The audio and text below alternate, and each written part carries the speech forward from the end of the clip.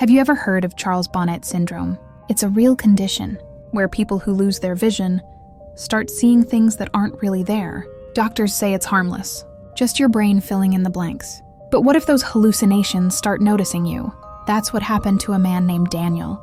After an eye surgery gone wrong, he began seeing strange cartoon-like figures moving around his home. They weren't scary at first, just off, like something drawn by a child with trembling hands. One of them stood out. Tall, thin, painted-on smile, big lifeless eyes that blinked too slow. He called it Arthur. Arthur never moved much. He'd just stand in the corner, sometimes sitting on the couch, always smiling. When Daniel told his psychiatrist about it, she smiled gently and said, "Don't worry, it's just Charles Bonnet syndrome.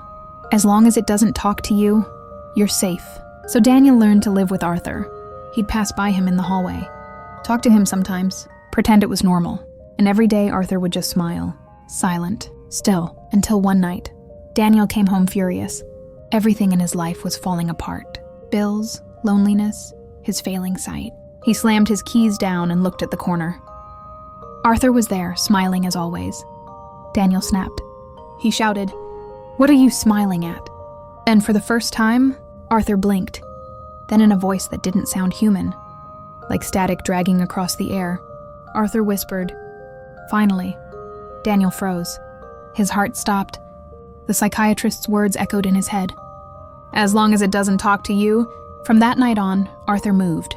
Not much, just enough to know he wasn't imagining it. Sometimes Daniel would wake up and find Arthur standing closer. Sometimes in the reflection of the TV, sometimes in the dark corner by the bed. He told his psychiatrist again, begging for help. But she only frowned. "Daniel, there's no one named Arthur in your records." He went home trembling, set up a camera overnight, desperate for proof. When he watched the footage the next morning, his stomach dropped. Arthur wasn't there, but Daniel was, sitting in the dark, smiling, eyes wide, whispering softly into nothing. And the voice on the recording wasn't his. It said, "Finally, he can see me too." Some people say Charles Bonnet syndrome is harmless. But if you ever start seeing something that smiles back, don't name it, don't talk to it. And whatever you do, pray it never speaks.